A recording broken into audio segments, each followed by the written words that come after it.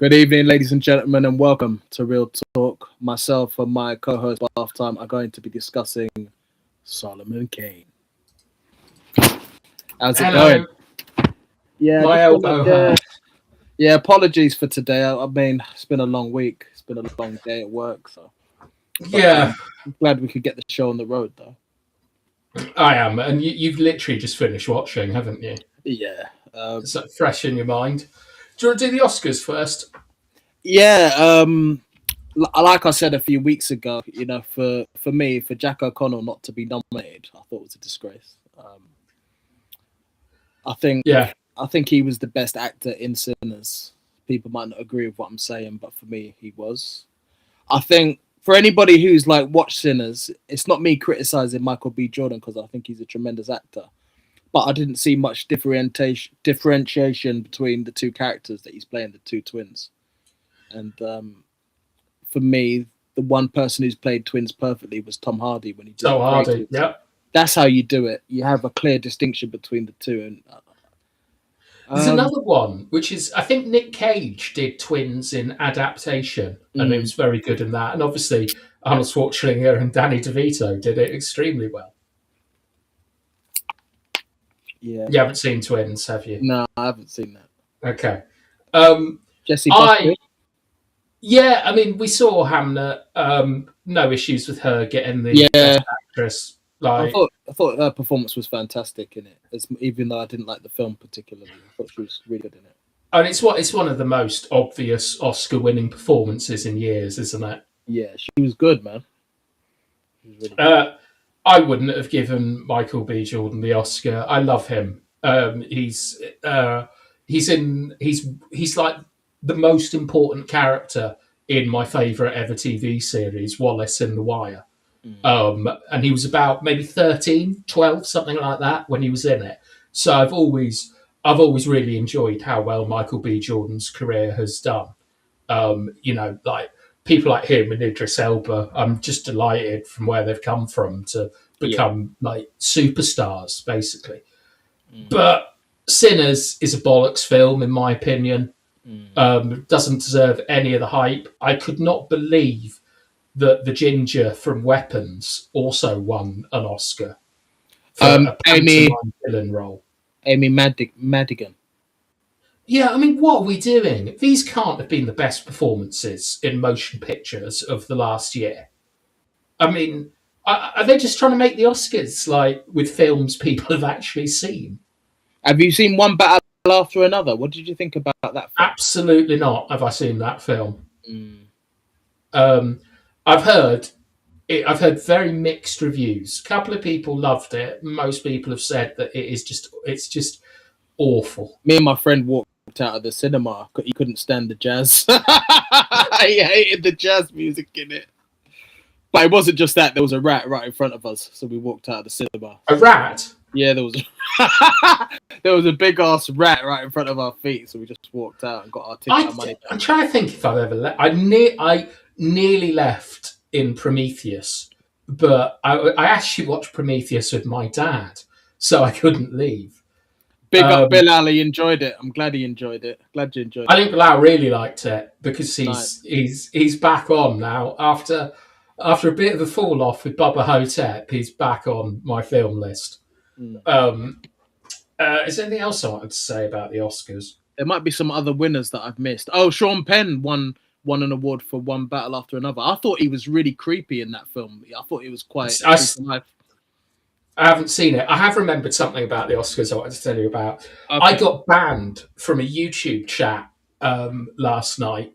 Why? Because it's the first. It was. I found some Oscar winners thing, and they were all talking about Hamlet and how great it was. Really?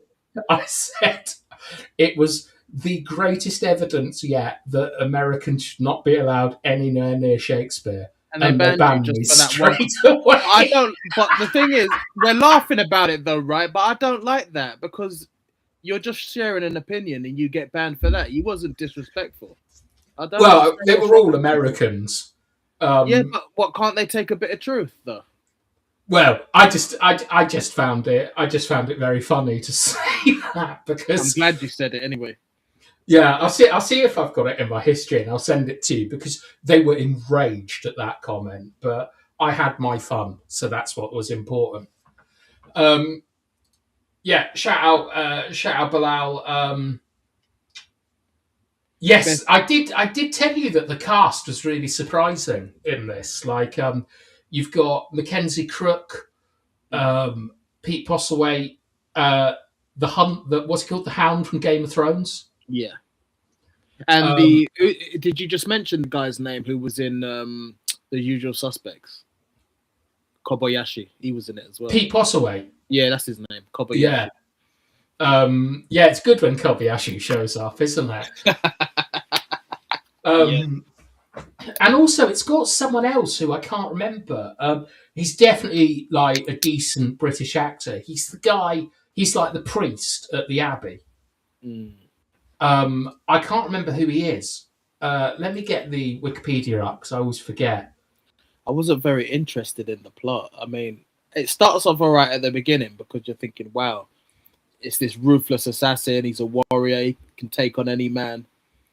And then, yeah, he meets this demon that says, I'm going to take your soul. And it just seemed it seemed really Bubba Hotep. The special effects were all right, but the voice had me laughing. I was laughing my head off. It was so What, his accent? yeah. It's a priest we will gladly pay. Yeah, and I'm watching it. He's an Irish guy, isn't he, Solomon Kane? I'm thinking it's just Roy Keane with a sword. No, he's from Somerset. Is he? He's not Irish. He's meant to have that accent. He's from the West Really? Country. Oh, he sounds like he's Irish. No, he's a farmer. Is he? Oh, Yeah. Oh, he sounded Irish to me. All right. Well, I think that it's. I absolutely love his performance of like James Purefoy. I think is wicked in this. He'd be a great Wolverine. But first of all, we need to do the diversity check. Was it diverse enough for you? Not particularly, but it's not that kind of film, is it? It's a fantasy film. I think that I counted one ginger, who was the baddie. So I don't think it passes the diversity check. It's because it had a ginger with literally no soul. Mm. So not for me, I'm afraid. Yeah, but you didn't like it.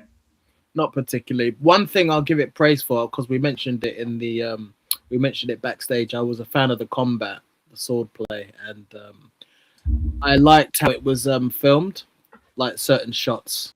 You know, the landscape. I love a wide shot. I mean, it was a lot of money. It was quite a small budget, but it felt like a big budget film, didn't it? It did. Yeah.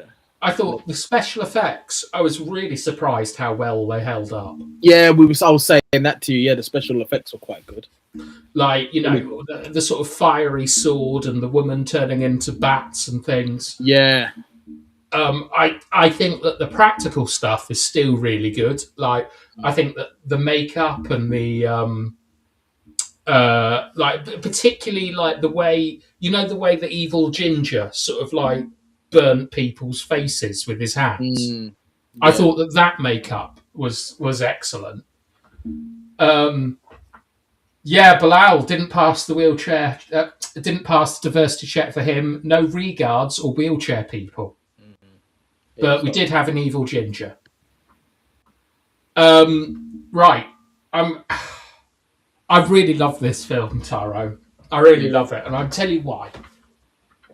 Okay, before I tell you why, I need to make something very, very clear, which is that in today's day and age, when you talk about masculinity, I think that you're always it's always a bit dodgy because there are loads of like people out there who will say 7 things that are perfectly reasonable, and then will just tack in women should serve you or something to be like an alpha man or something. Yeah. I'm not in on this. When I talk about masculinity, it might sound like I'm saying things similar to those people, but I'm not one of those people. I'm glad you mentioned that. You don't have to mention it to me because I know what you're like. But... Yeah. No, but it's just in case someone finds it or something. Because, I mean, to be honest, most of these people, I think, are probably like homosexual anyway, because they just they're constantly being men for other men, which is I don't know. Like, but it's anyway, it's proper stupid, isn't it? Trying to prove Yeah. yourself to another man. yeah, it's like, I mean, when you're having sex with a girl, do you think about other men? I No. don't. I bet they do. And there's nothing wrong with that in principle. But No, but anyway. they do, because they're thinking to themselves, "Am I doing the job the way he would?" That's what Do you think that's? Well, there is. You're laughing, but there's a lot of people are quite insecure. Yeah. So that's why a lot of men, when they get with a woman, they'll say, "How many men have you been with?" It's not exactly. it's not because they're worried about her body count. It's just, oh, am I going to measure up? Oh, do you think that's what it is? I thought it was about being like, don't want to be crude, but like used goods or something. Nah, like, it's got nothing to do with that. It's called insecurity. And do you, like, on your Twitter spaces, do you come across these types of people? You come across the worst kind of people on Twitter spaces. So many people, and it's not worth getting involved in it. I do like laughing at people. I've got to be honest. I do like laughing at people. Like, did you see that clip I sent you of the bloke who was talking about incest in Game of Thrones? Nah. That's one of the funniest things I've ever seen. But that one I sent you the other day, that made me. Honestly, I was in tears when she rocks up to the guy's house. I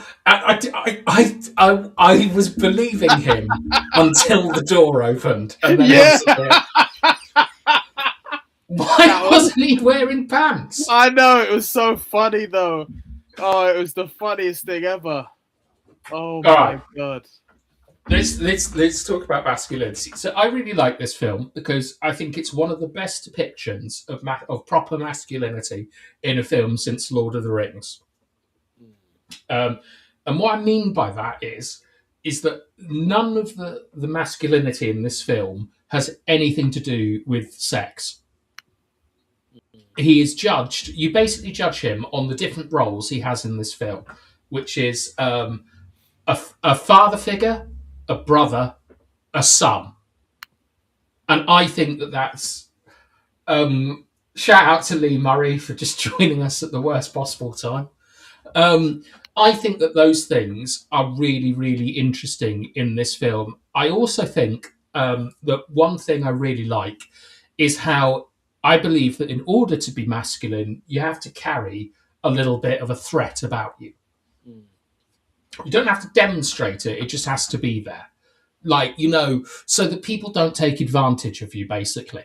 Like, a lot of the time in life, people get too familiar with you. They'll sort of try and push your boundaries and things like that. And you need to have a line where you go, no, that's enough. Thank you very much.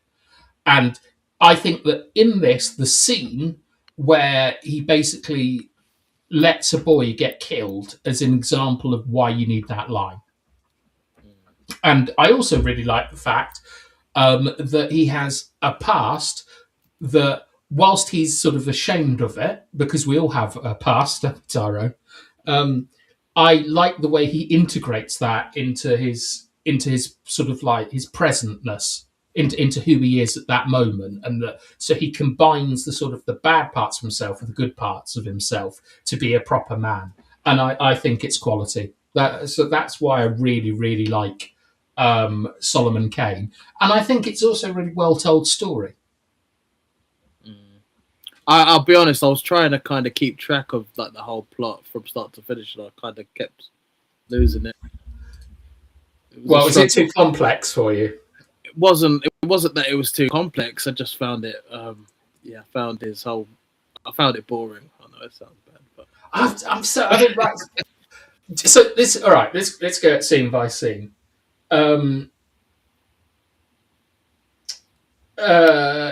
It's crap university planned by critics. I watched the film for the story. Bathtime seems to look deeper than what is on the screen. Well, I think everyone does. It's nothing specific to me, but I really like this film, and I think that I think it's very interesting to see a sort of superhero character where they're not defined by their relationship with girls. Like in this, the Meredith, at one point, they sort of, there's a bit of a dodgy moment where she is expressing sexual interest in him. But by the end of the film, he's in the father role to her. It starts off at the beginning. I think he's got his top off, hasn't he? She's looking at him from afar. Yeah, I remember that scene. Yeah, and I'm also a sucker for anything about redemption and religion. I really like it. But right, let's start off with the first scene, Tyrone, with the sacking of Morocco or something. Yeah, it just starts off like he's with his men, isn't he? And they're in North Africa and they're fighting, and they could have milked that a little bit more, don't you think? Like that opening sequence. Don't you think it was over a bit too quickly? Not really. I think that it works well because it's going to be mirrored in the final sequence, isn't it? Like, so when he goes back to Somerset, you can see that many of the same things are present, but as a character, he's sort of changed. I think that it introduces the idea that we're in a sort of low fantasy world with a bit of magic, whilst obviously being the world that we live in now. And I think it characterizes him, the story, and the themes really, really well.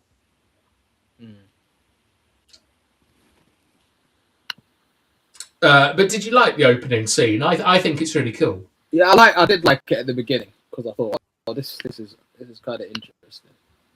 At the beginning. Well, it's very kind of like Indiana Jones, isn't it? It's like the end of a different story. And I think that what's quite cool about it is you see that at this point in his life, Solomon has no interest in the people around him. They're expendable. He's not even really paying attention to the world. Like, doesn't care about the mirrors, doesn't care about the ghosts. He's after booty and plunder and treasure. Yeah. And even when the door closes, he shoots one of his men for whatever reason. I mean, it's almost a classic villain introduction rather than a heroic introduction, which I also find quite interesting because, like, do you like anti-heroes as a sort of concept?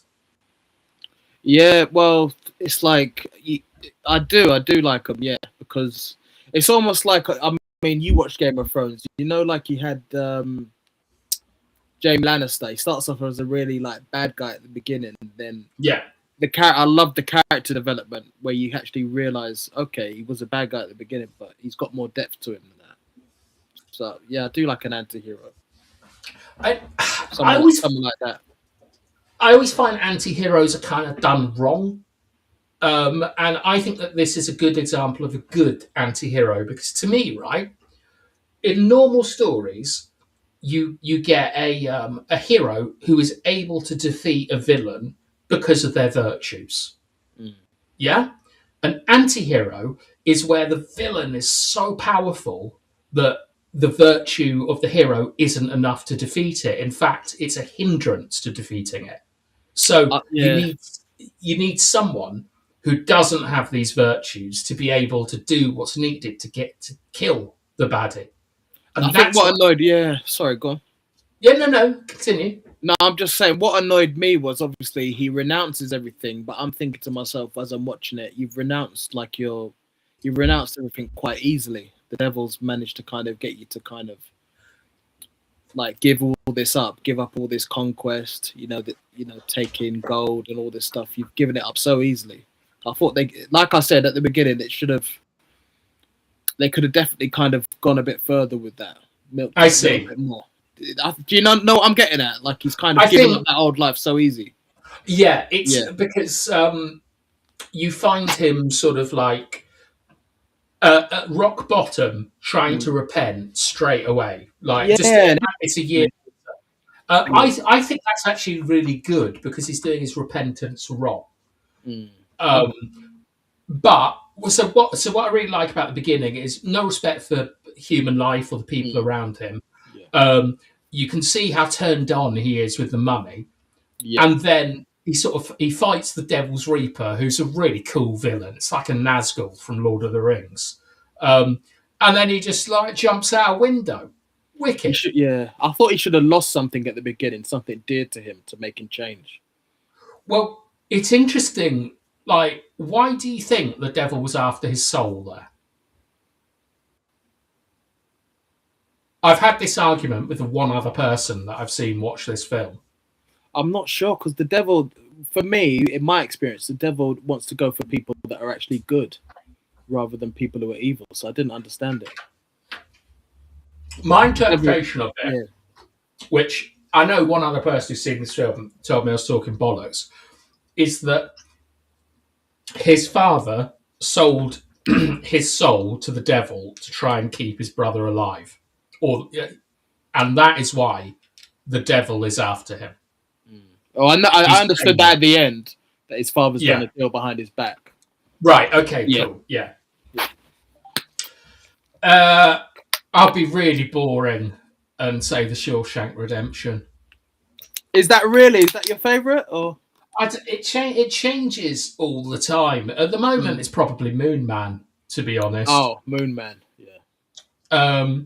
But I like most films. I mean, I'm going to watch Vertigo this week, which is a Hitchcock film that has won like the best ever film for 20 years in a row. So it could be that next week. But I'm not. I just don't. I don't know. The film I've watched the most, probably Pirates of the Caribbean. I love the first one when I first watched it. Remember me and my cousin watched it. Oh, it's such fun, isn't it? It's proper adventure, and you come out hyped up from the cinema instead of Hamlet, where you're just like, oh God, never let an American near Shakespeare ever again. Oh no. Do you know what? I think you're about the third person who said to watch Angel Heart. Yeah, a lot of people have said that, actually. I might actually watch that because we're also big football fans, and I think after Friday there's no Manchester United for 3 weeks. Oh, okay, we could do it then. So, well, I'll watch it first, and I'll see how we're going. Because I mean, I've finally watched Captain Blood a second time, and I think it's good enough for us to review. But Jesus Christ, if this was a hard sell, Captain Blood. But anyway, right, enough of that. So the beginning of the film, Tyrone, when he's in the church, I really, really like this. Okay. I like it for 2 reasons. One is he's covered himself in symbols and tattoos and things. And then at the end of the film, you see Malachi has done the same. And I exactly. And I really like that because Malachi is it's like he's eaten like books of evil magic and they're on his skin or something.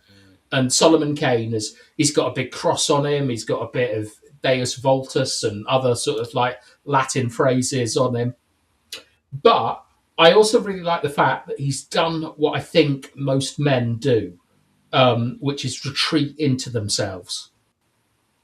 Like, rather than sort of like go out into the world and sort with the problem, he's gone to a kind of fortress of solitude, which is something that I'm guilty of doing myself. I think that, that's something we all do. When you have those dark moments or those moments where you kind of need to get away from the world, you do have those moments where you're constantly within yourself. You're not talking to anybody. You're just thinking all the time. So yeah, I get that. Yeah, and I also think that's important because you don't want to burden like yourself on other people, do you? But also you don't like. It's sort of like there's a kind of bit of shame, and there's also this inability to trust in other people, and it's just you. You're the only person you can really rely on. And this is something that I do all the fucking time. And I found that a really interesting point to start the film by framing it as a form of cowardice. Like, because a lot of the time, or I'll just address this as you put it up. Why review films that are a hard sell? You'll surely get more exposure and viewers if you review films you like. That's exactly what we are doing, but we're not. I'm not particularly bothered by views or likes or super chats or stuff like that. I think that's all really childish, to be honest. Like, I've never been particularly motivated by that. On a previous channel, I got told off because I would actively disencourage super chats, which I still do. But who is it for me to tell you how to spend your money? Lee Murray's a big fan of Eden Lake. He tells us we'd enjoy that. Eden Lake, is that a horror film? Kind of. Jack O'Connell's quite good in it. It's where I'm not going to give too much away, but it's basically where this couple go away for the weekend and they're like accosted by these young people, and it gets really nasty. A middle class horror. Going on a weekend break and meeting some chavs. Yeah, pretty much. Yeah. Yeah. You have 3 viewers though. Yeah, that's amazing. I mean, imagine going to the pub, having a conversation, and 3 people want to join in. Awesome. Take care, mate. Take care. I'm glad you liked it, Bilal. I think it's great. So in the Abbey, I think that he is showing how you do. I think he's showing 2 things. One is like, that thing we always talk about in Act 1 about how you have to show someone is basically kind of waiting for death, or if they're basically dying, is what Act 1 is about in any film. I think that this is a really good example of it. Is that he's basically not living, and he's just trying not to die, like the worst existence ever. And I also think that it's quite reflective of like the sort of the childish way that I deal with a lot of stuff. So I quite like it.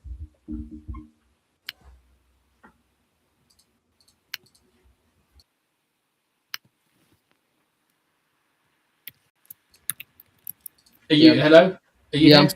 I'm still there, but I think it might have been my network which went down for a second. Okay.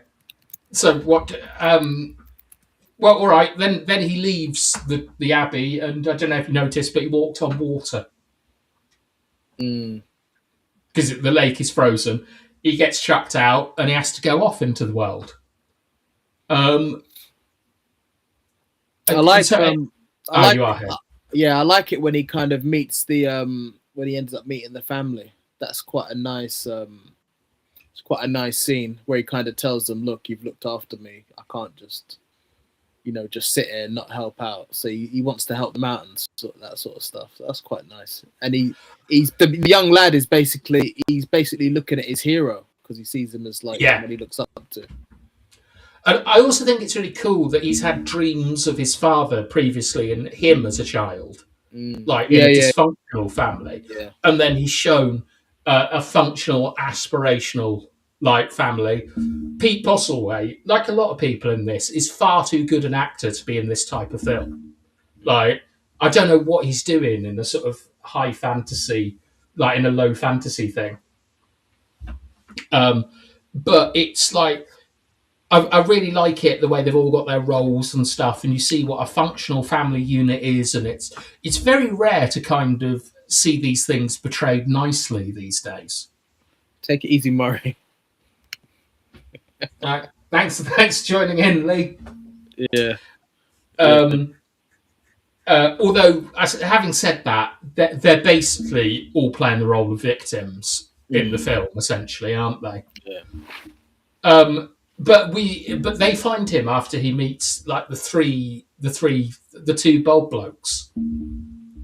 Yeah, because I think they kind of like they try and rob him, don't they? Yeah. And, they're basically mocking him because they've seen this.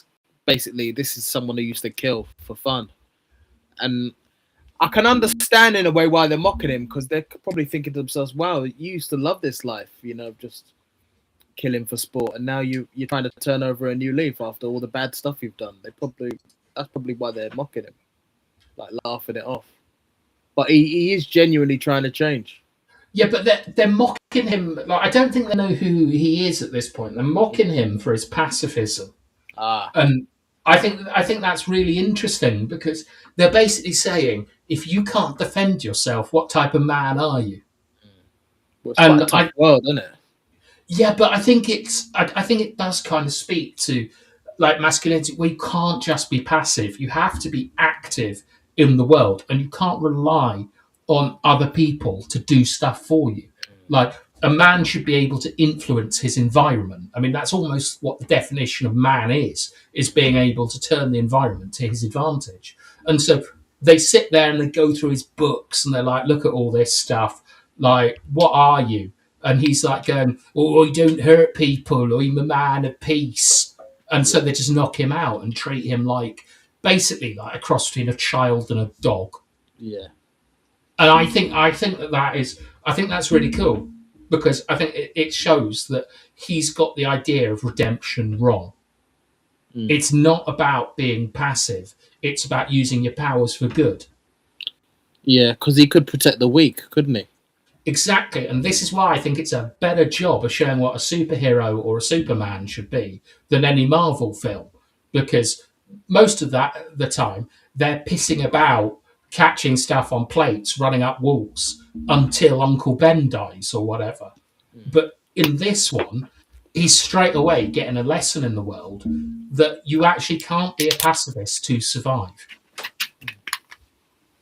And then he meets the family, and that's going to obviously give him something to fight for, but it also shows him what it could be like. You know, he could have something like this. What his life could have been, basically. Yeah, or what his life still could be. Like, because it's heavily implied that they're going to America, I think, isn't it? Yeah. Because they're the Puritans and that, and then they go and start that great nation up. And then they meet a witch. But it's in the 1600s, this, isn't it? So we're going way, way back. But yeah. And then, yeah, the witch, they meet the witch that kind of puts the curse on the young girl Meredith, I believe. Yes. Yeah. Like, but what did you think of the witch scene in general? I like the special effects.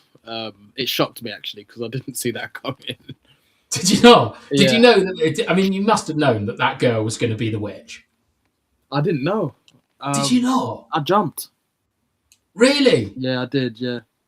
Because I saw earlier that Bilal put in the comments that the first time he watched this, he knew that the guy in the mask was going to be his brother. I had no fucking clue. I didn't So know. it was, oh, did it? Right, yeah. I was like, yo, when it happened. I can't believe this. But when the witch, I knew that I knew she was going to be the witch.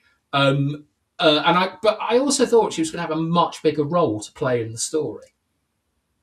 There was a lot of freaky stuff about. Did you see the druids at the beginning with the masks on? That was so freaky. The druids. Yeah. Oh, they pagans? No. They're plague doctors, not druids. Oh, plague doctors. Yeah. Yeah, it's just after the Great Plague. Yeah, they looked fucking freaky though. With the. Oh my god. Yeah, you're not a fan of that. Have you ever seen the guy? I'll send you a meme later. I've seen of a guy dressed like that walking to Gangster's Paradise. It's amazing. You know what? I'd be interested in watching a film where we kind of see what Britain was more like in the Dark Ages. I've not really seen anything like that. There is one with Sean Bean called like Black Knight or something, Dark Knight, something like that. I think I've seen it. I fell asleep during it, but I can't remember if it's good or not. But I'll check it out. 'Cause it is. I do like that kind of age. God, back then it must have been a nightmare. It must have been awful. In terms of what? No iPads? No, nothing like that. Just, people, doing crazy things, Because, like, when you look at some of the punishments, when they used to execute people back then, fuck it hell. I mean, oh my God. Have you ever heard about the one the ancient Egyptians used to do? It's horrific. So they obviously used to burn people inside a bull. I think everyone knows that. They used to do another one, which is just like, this is fucked up, man. They used to basically put you in a log, right? A log, and seal it with some sort of like basic primordial cement or something, so you couldn't move. And they would force feed you milk and honey. Fucking hell. And you would shit yourself. Yeah, and wasps, bees, flies, maggots, That's and they'd keep feeding it to you, and they'd keep you alive for maybe 3 weeks before you finally died. fucking hell. I mean, that is, you've got to have really pissed someone off to get them to do that. Wouldn't you prefer that more than fire though? Because fucking hell, give me that over fire any day. I think you want a quick death, don't you? Fuck that fire! No way, no way. Yeah, but I mean, it's over in 2 minutes. Don't care. This is you That being 2 minutes. eaten by insects for weeks. I know, but that 2 minutes, right? That 2 minutes is the most excruciating pain you'll ever feel for 2 minutes. Fuck that. Yeah, but it's 2 minutes. Yeah, but that 2 minutes is gonna feel like 2 years. I don't know. That 3 weeks is going to feel like a decade. Look, It's mad. if anyone yeah. does want to murder me in a creative way, just do it quickly. I don't want to be in a log bin eating carbs and dairy products. No, thank you. Fuck it. It's crazy when you look at what Britain was like. You know, imagine you're just a young woman and they say you're a witch when you're not, and you're just dying like that. I feel sorry for them people, man. Yeah. I know, but I bet the thing is, right, is even though we think it's rubbish and stuff, I bet you it's still a good laugh around then. What, back then? Yeah, because a lot of people would have been watching in the streets and pointing and laughing. I don't know how you could laugh at that, but well, I don't know. I just think that it would have wherever you are in the world, you can have fun, can't you? yeah. And I bet you it was a laugh around then. It's the things that worry me are about like your teeth, eyes, breaking a leg. No, sports wouldn't have been very good back then. Yeah, I mean, I'm pleased I'm alive now. Well, I remember when I was in school, like learning about the Middle Ages, and you just had I think they had this picture, and it was literally 100 people chasing after one ball. No goals, no rules. Just 100 people chasing after one ball. I thought, what? I bet you that was like Victorian times, not the Middle Ages. Oh, maybe, but it looked so stupid, and they're barefooted as well. It was so funny. Yeah, I mean, I don't know. It's wild, isn't it? But they would have been very similar to us, I guess. I bet you'd have had fun back then. But we won't ever know unless things go really badly. They could do. They could do, yeah. Definitely go back to square one. Definitely. And the amount of money I had to pay putting petrol in my car today was eye-watering. 100? More than that. Oh my god. Like, it's 10 quid a gallon at the moment. I've got bad news for you, by the way. What? So they were arguing about it at work, but like is it Sadiq Khan? He wants to bring in a new tax for people 4x4s. So he can do more. One. No, I don't live in London. He's going to tax bigger vehicles. I don't live in London. He can do what he wants. I live in the countryside, and it's perfectly reasonable to have a 4-wheel drive in the countryside. Yeah, he'll probably extend it though. It's not just going to be London. What, to Wales? Well, look what they're doing with the 20-mile-per-hour limits. What's that?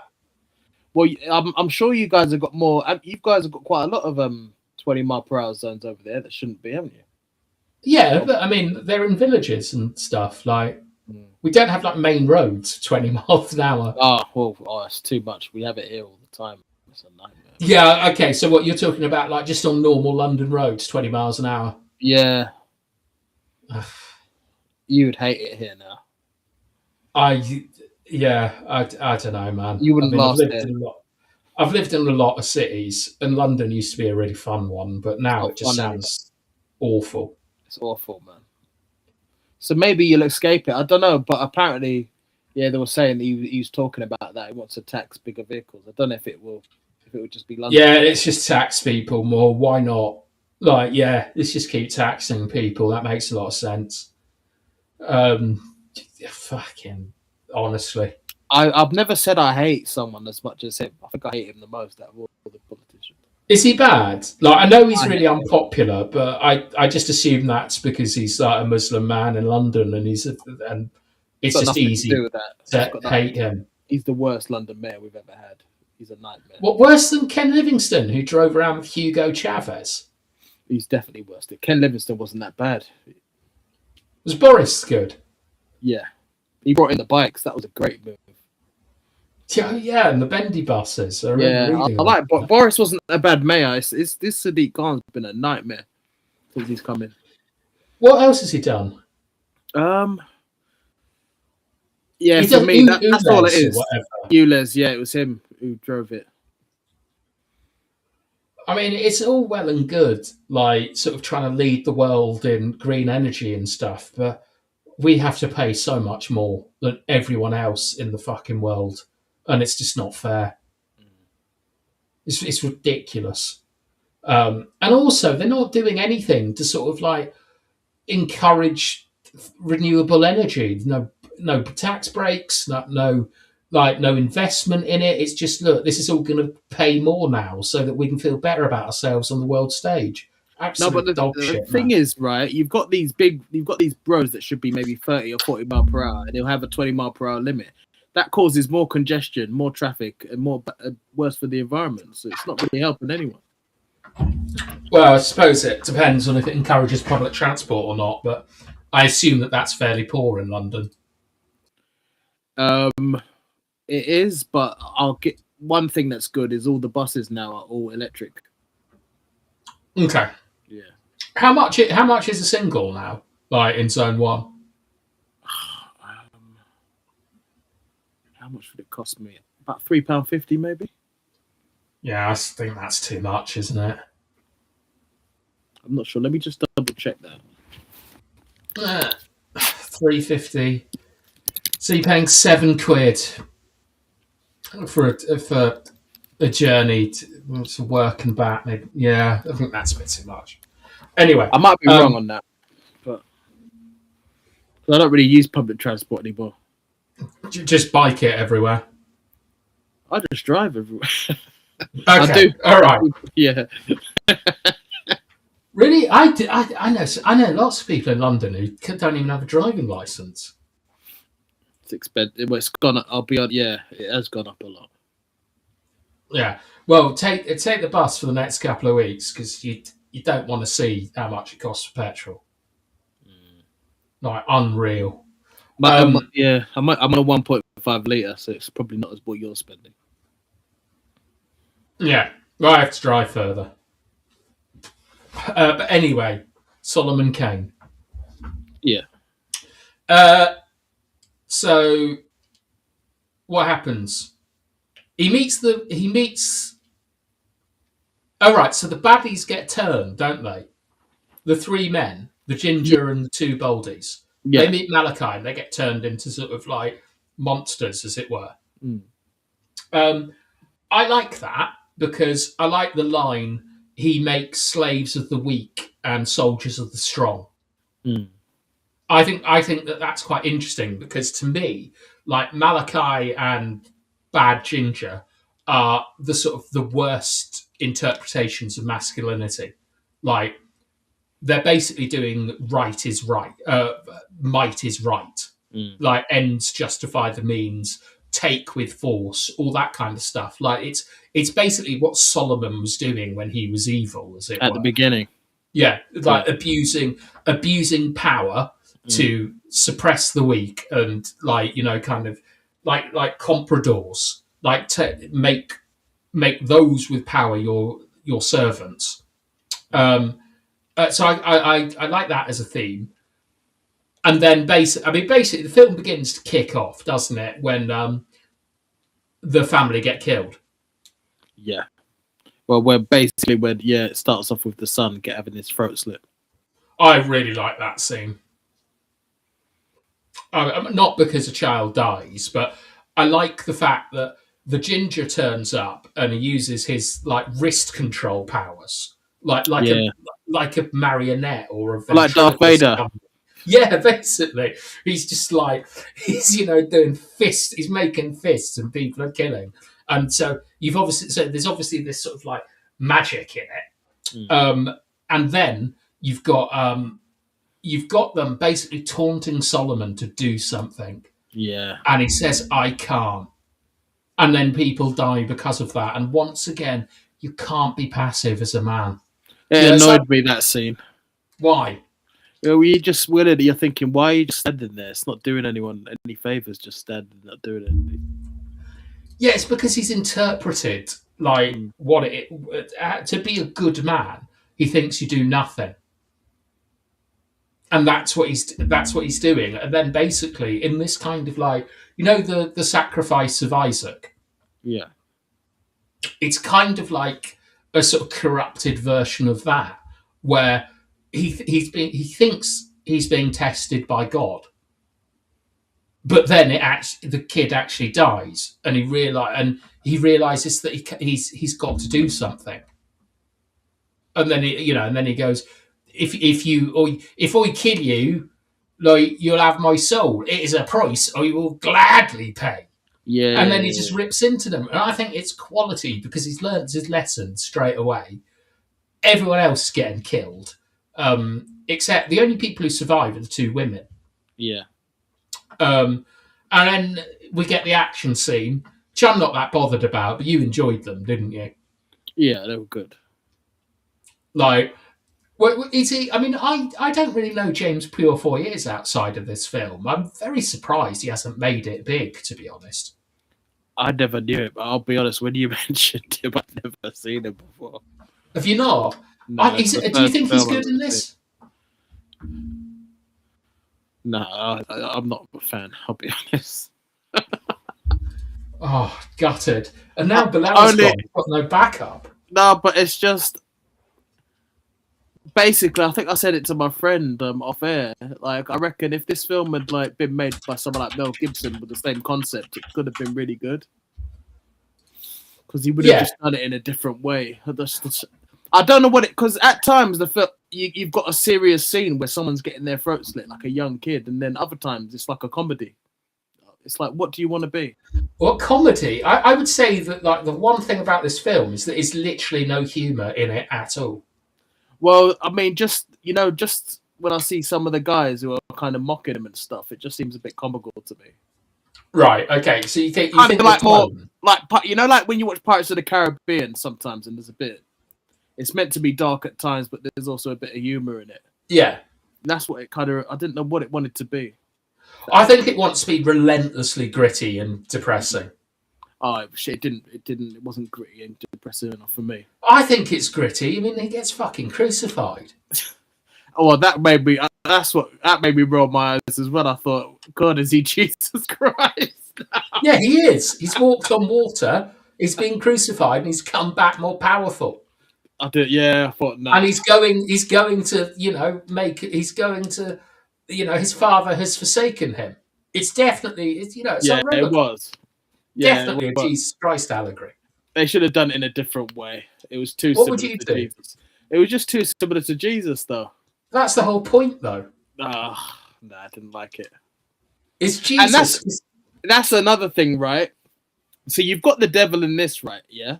Yeah. Now, the only devil that I've watched, and it literally made my skin crawl, was the devil in Passion of the Christ. I don't know if you've seen that film. That's how you do a devil. That's our Easter film. Yeah, but that is definitely how you do a dark. I know it was based on the Bible and everything, but that's how you do a film that's gritty, that's dark, and it kind of makes you think, oh, whoa. Do you know what I mean? Now this. Have you seen Paranormal Activity?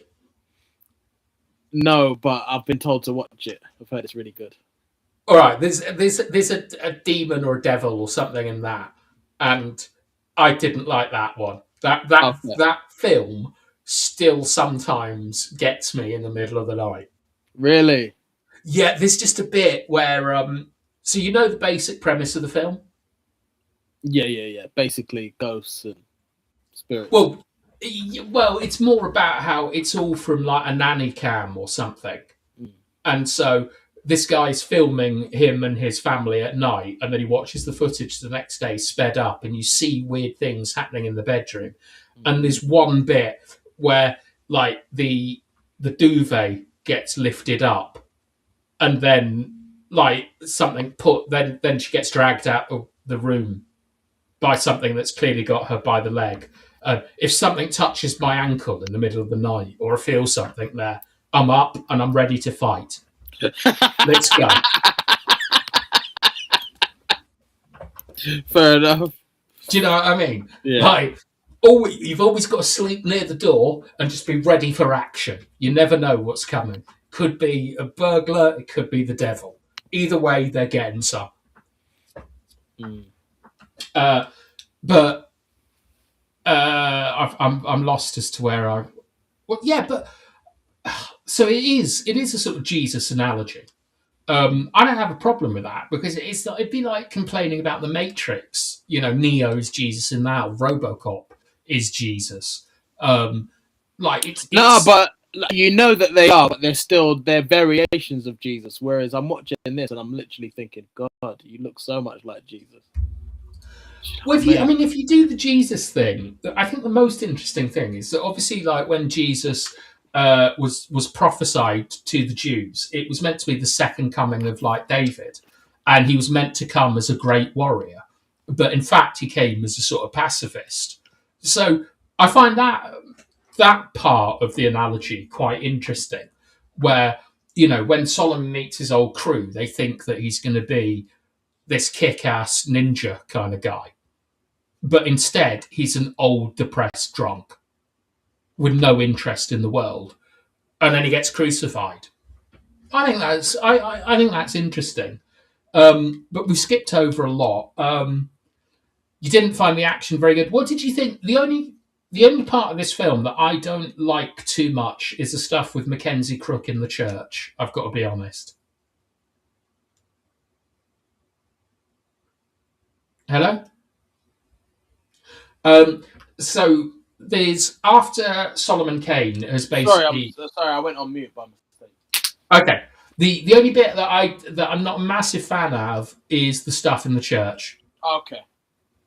The sort of too much for you.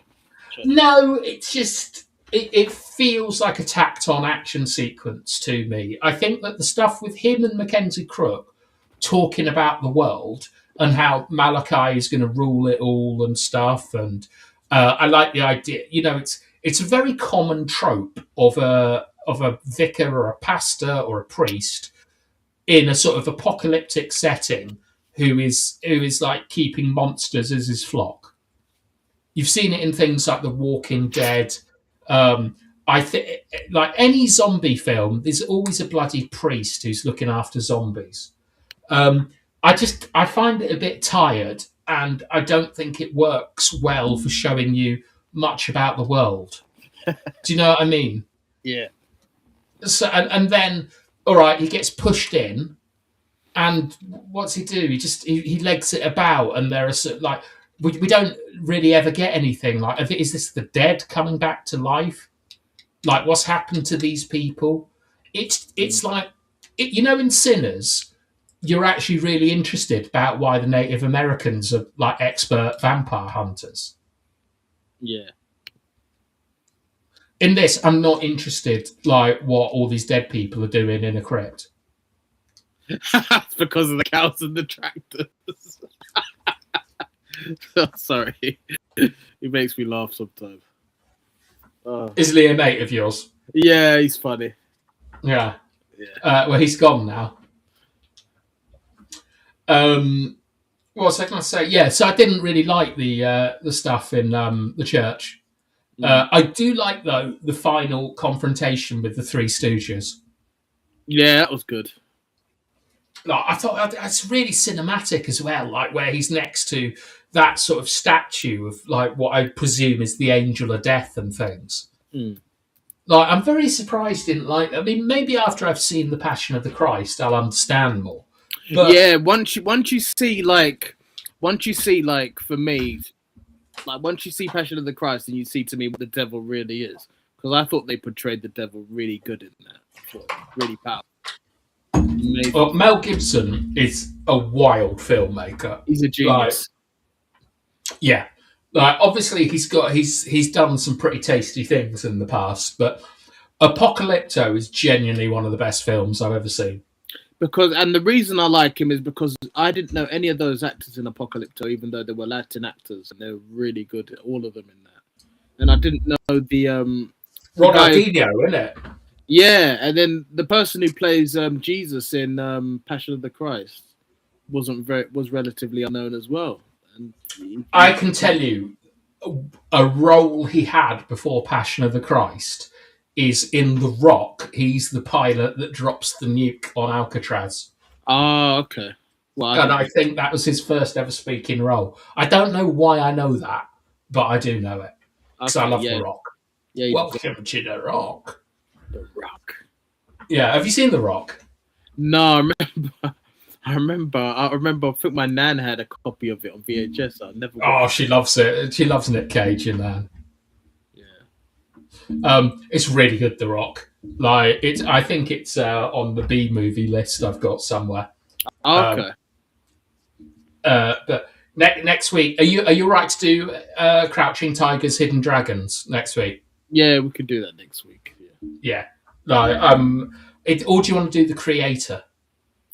Ooh, that's a good. I'll think about it. Maybe.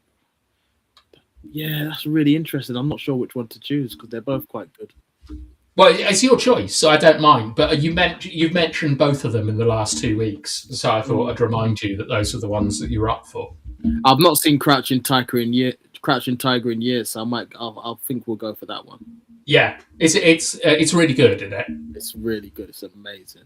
Yeah, wicked. I'm quite excited. I'm excited to see both of them, to be honest. Yeah. It's Passion of the Christ is the one I'm not looking forward to. I'll be honest with you. I don't know what it is about that film. It is a hard watch for me. Isn't it like quite a lot of torture porn in it? Yeah, but that wasn't the bit that got me. It's the bit where he's getting tortured and you're watching the devil walk past with this little demon baby on his shoulder. That was freaky as hell. Oh, yeah. I don't. You have to watch it. You have to for you to understand what I'm saying. Yeah, I want you to really watch it and understand. All right. Well, Easter is. It's coming up. It's about a month away, isn't it? Yeah. Is Easter like the 8th this year or the 9th? It's not I can't remember. away. But it's next month. So next month we'll do Passion of the Christ. Have you got any other Easter films you would have? Well, like is Ben-Hur an Easter film? I don't know. We could do Who Framed Roger Rabbit if you want. I've seen Who Framed Roger Rabbit. I like it a lot. I don't know why it would be an Easter film. Oh, it's a bunny, isn't it? Oh, I see. I was thinking more of the religious stuff. We could do Donnie Darko as well then, if it's bunnies and eggs. Yeah. We could do Sonic with Dr. Eggman. Could do. But I was surprised you've never seen. What film did I mention that you'd never seen? Yeah, you've never seen The Prince of Egypt. It's an awesome film. Oh, the cartoon? Yeah, it's really good. Even right. Cartoon. Yeah. Okay, we'll do that like for Easter as well. I assume that's the story of Exodus. Exodus, Gods and Kings is shite, but we can watch it if you want. I like that. Did you like it? Yeah. I fell asleep in the cinema. Is it Christian Bale? Yeah, as Moses. Have you seen the one with Have you seen the one where Maximus, who played Russell Crowe is Noah, and he fights like the Nephilim? Yeah, that was terrible. That was mad. That was so weird. And Emma Watson was in it. I thought, what the hell is this? I quite enjoyed it because it was just so strange. Well, they say that the Nephilim were these angels that came down and... They're the children of the angels that came down. The children of the angels that came down. Yeah. Oh, yeah. Because they bred with... The angels came in and bred with the women. Yeah. The interesting concept, the Nephilim. The Old Testament's got a lot more interesting stuff in it. The New Testament's boring, man. It's just hippie stuff. Like, the Old Testament's blood and thunder. Maybe the Fergie years. I'll ask you backstage what you believe in and what you don't. I'm agnostic, if that's what you're asking. But I like religious stories. They're fun. Yeah, I like. One of the most interesting things to me is finding out the creation myth from different cultures. I really like the story, like because that's all religion really is about. how did we get here? Where do we go? And how should we live our life? And I like those things. From I like, you know, turtles that carry a world, or, you know, like the Norse one of like giants smashing about and things. I think they're really interesting. Did you ever watch Zeitgeist when it first came out? The Zeitgeist series? No. You never watched it? What's that? It's a film by Peter Joseph where he kind of like broke down religion and basically said it was all religion was like Christianity. It was all based off ancient Egyptian stuff, and it was that'd be Yahweh and things, won't it? Yeah, but that's not that surprising, is it? Like, you just incorporate things. No, but there were a lot of people, Christians, who tried to debunk it and say it's wrong, it's nonsense what he was saying. But, you know, people are like, oh, I mean, yeah, like, look, he's basically saying it was used. Basically, what the film is basically saying, religion makes a lot of money, and it's been brought in by the elites to control humanity. That's what the film was trying to. Oh, he's a communist. Great. Yeah. Yeah, but I mean, is that a surprise to anyone? Do you know what I mean? I mean, like, it literally used to tell you how to live your life. Like, that's what the 10 Commandments are. Or I'm not as familiar with Islam, but I believe that's what the Hadith are as well. Yeah. So, I don't know. Like, should I be shocked? No. It's not that you should be shocked. I was surprised you never watched it. Nah, I mean, the ones that I like watching are about Scientology. But it was interesting, especially when it breaks down, you know, how when the Americans brought in the banking system and all that sort of stuff. That was quite interesting. What, like, did they talk about the Wizard of Oz? No, that's about going from the silver standard to the gold standard. Oh, follow the yellow brick road. Yeah, well, yeah, I didn't. Yeah, the way you put it, they probably did say it, but just not in those words. Yeah, the history of money is a very interesting thing. Oh, it was so interesting how like a lot of people in America, they were threatened with 10 years imprisonment if they didn't hand their gold in. Mad, didn't it? Yeah, and fucking Gordon Brown sold our gold on the cheap, the cheapest price ever. Thank you, Gordon. What a cunt. Do you know what I mean? Absolute. Honestly, people talk about like locking up politicians. He's one of the first people I'd be up for locking up for that crime. Imagine that, all the gold, they sold it. Oh my goodness. Just sold, like, and what did they do with it? Where did all that money go? Unbelievable. It is unbelievable. We've been wrong so many times, and we always put up with it. All right, let's finish this review. Okay. So yeah, Solomon Kane.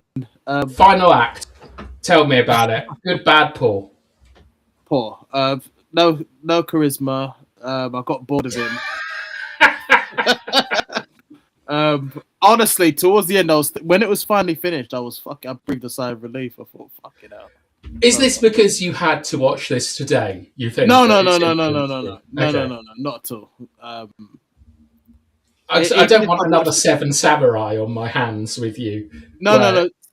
I know for a fact, Seven Samurai. I know for a fact I will love that film. The only reason I didn't enjoy it was because I didn't watch it on the right platform. I will end up loving that film, 100%. All right. It's always difficult.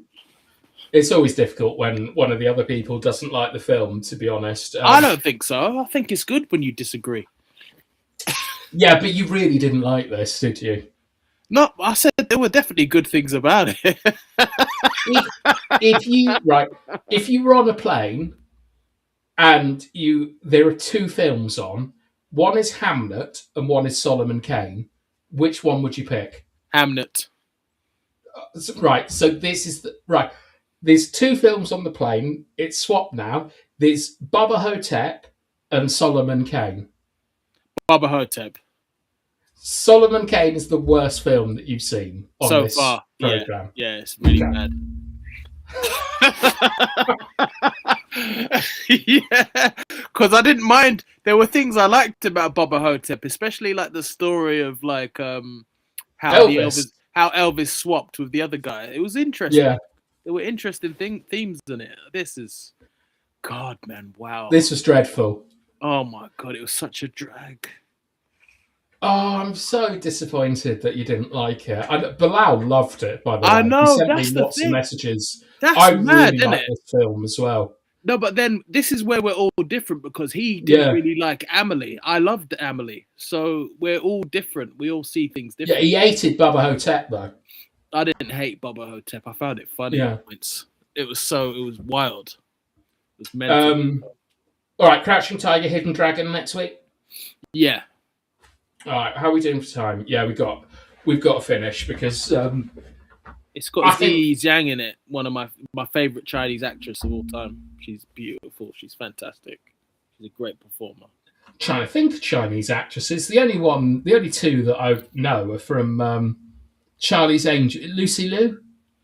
You'll know this. You're all right. So you know Z. She's in. She plays the assassin in Rush Hour 2. She's the one who keeps. Yes, I know who she is. Then. Yeah, she's amazing in this. God, I wish they would. I can't wait till they make another Rush Hour. I genuinely, it's probably my favorite. It's one of my favorite film franchises. I hope they make films like that again that are just fun. Rush Hour 2, for me, Rush Hour 1 was okay. Rush Hour 2 was amazing, and it never got as good as Rush Hour 2. Rush Hour 2 for me is the best out of the lot. I quite like it when they go to Paris in Rush Hour 3. But, Rush Hour 3? Oh, okay. Yeah. It's just very stupid, so I enjoyed it. But they're a good double I really like Rush. Yeah, it's like it's sort of like that kind of two groups that view themselves solely as race and then become friends is something that I absolutely love because that is basically what happens in Lord of the Rings with Gimli and Legolas. They're basically exactly the same relationship as Jackie Chan and Chris Tucker. It was so good. Yeah, and it's just I think that's a much better way of dealing with kind of like social things because I believe that like Asians and African Americans really don't get on well in America. There's a scene, right? There's a line where they're having an argument, just a funny argument on the plane or something. No, not on the plane. They're on the truck. They've been kidnapped and they're fighting. And Jackie Chan says, "I'll bitch slap you back to Africa." I cracked up in the I like it. I like it when he says he's Blackanese. I found that very funny. Yeah. Chris Tucker's like, "I'll bitch slap you back to Bangkok." And I'm like, he's from fucking China. But yeah, it's funny. It's great. This is why, if I was remaking Rush Hour, I would definitely cast Expressions Oozing as Chris Tucker.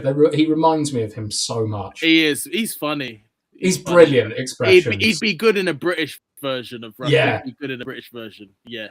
It'd be absolutely brilliant. Honestly, imagine what YouTube would be like if Expressions was a United fan. Everything would be different. He'd be the biggest. Exactly, and because of that, everything would be different. There wouldn't be green screen watch-alongs and things. It would be jokes and fun and it would be fun. Yeah, it would be a lot more fun than it is now with people just outraged about spending money and things. Yeah, but think of how fun it's going to be when they go down. The Expressions is going to be hilarious to watch. He'll cry. He might cry on air. Do you think he'll like go to like Peterborough Way and things like that? He will. He's a proper fan. I think he will. I think yeah. Like, because my dad always says that United's relegation season was the most fun he ever had. Really? Yeah, and it's not just him. Like, I thought this is just my dad being a contrarian, but a lot of people from his generation have all said that season was the most fun ever because they going down. Yeah, like not going down, but the season in the enjoyment playing down there. Yeah, it was they got to go to new places. It was a lot easier to get a ticket. You won every game. It was like ask some old United fans about that season. They all said they really enjoyed it. But you know what? You've got to. It's all fun and well, like Man United winning trophies, and you enjoy the good times. It's actually you have to be with the club during the bad times as well. That's what. People Yeah, I mean, I got in trouble once because I said one thing I wouldn't mind is if we got relegated to the conference. I said getting relegated would be the best thing because I thought it might get rid of the Glazers. Exactly. Glazers go away.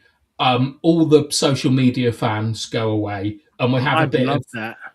Do you know what I mean? And we get to redo the club how we want to as fans and things, and you know, people go and support other teams and so on, and you just get rid of a lot of the idiots and people who aren't really that interested in football and things.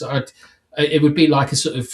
It'd be like Noah. It'd be like be like what's it called? It doesn't work when you can't remember the name of the guy. Russell Crowe was Noah. It'd be a great cleansing of the earth. And also, how fun would it be going to like Yeovil Town? Yeah. Like, I definitely, because I'm a bit. I don't think I've been to an away game like with away fans for about 3 or 4 years, and it is as you get older and you know less people, it's a lot less fun. Like, and home matches, I feel that they've lost their atmosphere. You know, like we used to sit in the Bobby Charlton stand, which was just old people. You know, it's well known for like where like all the old heads are, and any time that I've been there in like the last 10 years, just day trippers. Bloody hell, that's sad. That is. It is. Like, I really think that we're losing the soul of our club by, like, we're just becoming like. Have you ever been to see Barcelona play? No, should do, but I haven't. About, I would say, over half the people in the stadium are day trippers that have bought a ticket that day. Bloody hell! Is that easy to get a ticket there? Yeah, it's that easy to get a ticket, or at least it was. I don't know about the new camp, but you used to be able to just get a ticket really easily. I mean, you say is it easy to get a ticket? I saw, was it like 10 or 15 Barcelona fans were in the away end for Man City against Liverpool? Do you remember that in their Barca shirts saying thanks, Pep? What? I mean, yeah, lovely gesture, but fuck off. Yeah, I know. Like, it annoys me, but like, football isn't for the fans anymore. It's for the people who pay the most. Which is wrong. It is wrong. I don't like it. And I don't like how much it costs to watch football on the telly as well. Way too much. It's not fair, Tyrone. All right, Solomon Kane, 4 out of 10. I'm going to give it 8 out of 10. I really, really, really like Solomon Kane. I think it's a wicked film that everyone should watch. And yeah, I think that's us done for a week. I really enjoyed the discussion. At least, fair play to the fair play to Lee Murray, to Bilal for coming in and having a discussion with us. I enjoyed it. It's good to talk about. I'm really going to enjoy Crouching Tiger though. I'm looking forward to it. I'm hoping I see someone run on bamboo. Yeah, you're thinking about Rush Hour. Cool. Well, no, I'm thinking about Kill Bill 2. God, Kill Bill's an amazing movie. I know. My friend saw the cut where they did it all in one go and said it was a bit too long, but really enjoyable. My brother told me, he said, "I'm so glad I watched it all in one go." He said it's amazing to watch it like that instead of watching them separate. He said he loved it. I've watched it all in one. I think I've seen Kill Bill 2 or 3 times and Kill Bill 2 maybe twice, but I've seen them all in one go twice. Okay. Like once with a hangover, and once with a girl, and I thought it was going to go somewhere else, but we ended up actually just watching the film. Nice. Yeah, it's good. All right. Good night, everyone. Good night, everyone. See you next week.